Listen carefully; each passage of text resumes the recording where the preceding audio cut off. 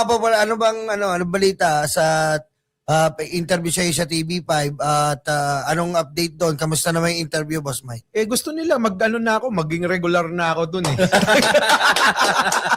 Iiwan mo na kami? Tuwan-tuwa sila. Sabi ng mga crew doon at saka si Sir Jojo. Sabi niya pwede ka ba mag-regular na lang dito? Masaya eh. Sabi ko, paano naman yung Bingador? Hindi natin iiwan ang Bingador. Boy, Sir Mike! Speaking of mabuhay, may salitang buhay. Muntik na rin tong mag-agaw buhay. Ano naman tungkol sa agaw buhay mo, Boss Yan Mike, na yung... Kasi may mga nabalitaan tayo na bukod sa panggigipit at pagpa-file ng mga cases against sa mga taong nagsasalita laban dito sa mga Duterte, ito yung bagong modus nila. Ako, nabilib ako kay Boss Mike Alam mo bakit? Despite of many struggles natin na pinagdadaanan ngayon, ito na po ngayon ang bagong modus nila. Pinapapatay na ho kami. At pinapapatay na ho yung mga host dito. Actually, siguro, baka ang nila, patahimikin tayo. Sabi ko nga, hindi kami madadaan sa ganyan. Correct. Sa mga pananakot, sa pagbabanta sa buhay. Hindi madadaan sa ganyan at hindi kami madadaan sa ganyan. Kundi kami ay siguro gawin natin ang tama. At baka sakali na magustuhan nyo na yung lalabas sa aming mga bunganga. Kasi ngayon sabi ko nga dun sa interview sa akin, bakit daw ako bigla-bigla naging palamura. Hindi ako ganon. Bakit nga ba? Bakit ka naging palamura? Kasi nga, kailangan para maunawaan ka ng taong pinapaliwanagan mo kung ano yung dialiko, kung anong pangungusap ang ginagamit nila, kung anong salita yung ginagamit nila, dapat ganun mo rin sila kausapin. Palamura sila, dapat ganun ka rin. Para maunawaan ka nila. Hindi. Tayo, naunawaan naman tayo ng maraming mga tao, di ba? Oo, yung mga supporters natin, yung mga followers natin, subscribers natin, nauunawaan nila tayo.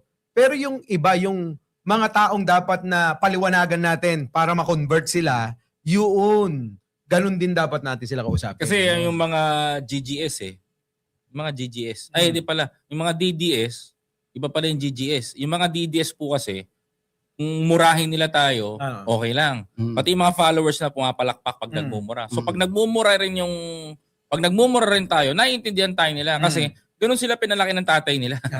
Yung pagmumura. Diba? Speaking of pagmumura, kasi nga sabi ko nga, huwag kayong magagalit, huwag kayong mapipikon kung kami nagmumura. Minumura namin kayo. Dapat okay lang sa inyo. Dapat nga maging masaya kayo Bakit?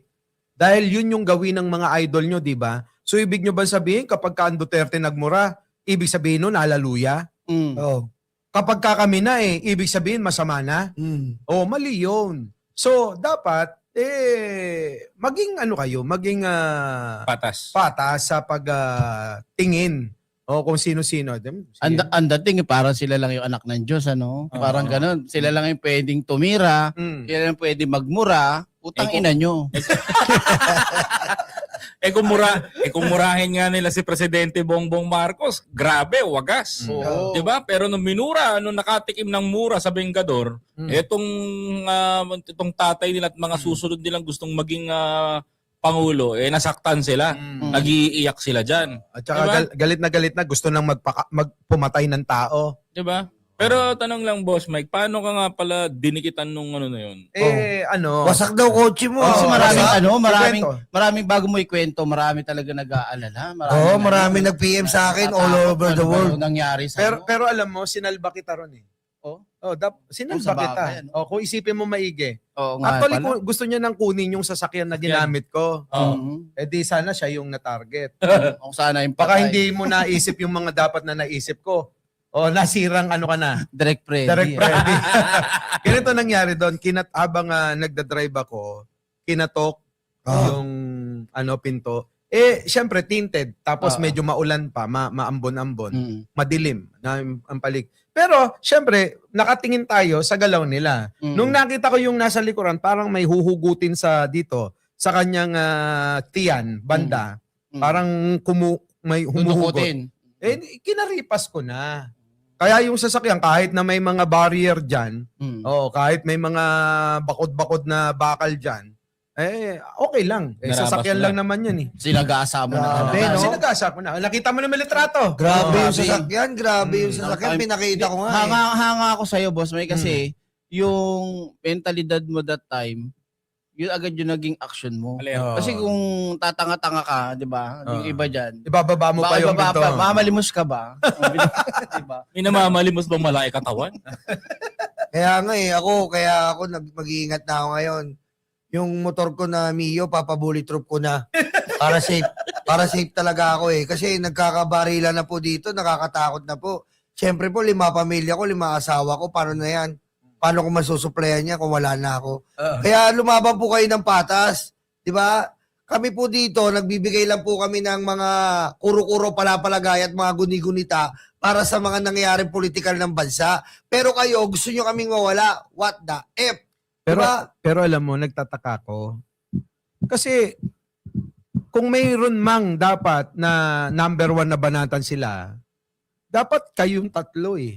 Oh, bakit ganun? Nagulat ako, bakit ako? Bakit naman ganun? Ba't kami? Number one ka doon. Kaya nga eh. Ikaw yung hukagi Number dito 1 eh. ka, number 2, number 3, number 4. Oh, Kaya ba't ako nga. wala Ay, ako wala dyan? pala ako sa listahan. Ikaw ang hukagi eh. Ba't kami? Diba? Oh. Kayo yung mga malulupit na bumanat. Anak ng... Pero bakit ako? Ikaw Oh. daw yung pogi. Ikaw ang ano eh. Ikaw ang ano eh. Heto na nga. Oh, ikaw... Ano ba ang kaganapan na dapat nating pag-usapan at banatan? Puntan na natin tong putang inang si Cayetano. Yan, At yan. isama na natin itong ate na nagdadadrama na naman hayop na to. Ayan na! Nako May po. paano ka pang hayop ka? Ano, Mm. may paalalay ka pa? Baka naman chinachansingan mo sila. Tama. Teka lang, para napansin ko kayo na mild eh. Mild yung bitaw eh. Biglang pasok. Pagdating kay Tano, putang ina mo, putang ina mo. Hindi, gigil na talaga ako. Bakit gigil na Umaga pa gigil? lang. Bakit direct? Puta ka na pa, baby, kasi halatang bading. Yung hindi naman, ako, maaura pa kay John Vic, yung mga ganun niyang hawak. Isip ko, kinakapa yung muscles niya. May abs. Si John Vic naman. Diba? Para pagkakasabi ni Secretary John B. Una nakatayo eh. Oo. Biglang gumano. Alam mo, napaisip ako, Secretary John B, mawalang galang ang dami-daming pulis sa labas at pinahilera mo sa loob. Mm-mm. Diba? Pero malala yung kanina yung nakita yung sa video yung si Robin tsaka si John Vic, nagbabalyahan. Nagyayakapan. Oo, iisip ko ano kayang ending nito sa huli. Baka akala ni Robin si Sharon. Kaya na naman kayo, binabanatan nyo naman ang kaibigan natin John Vic eh. Oh, si Secretary John Vic, sabi nyo, John Wick. Kita nyo, binabalya-balya. Diba? Yan si John Vic. Mm-mm. O parang ayaw nyo sumang-ayaw ko na. Binabalya lang ni Robin Padilla. Oy!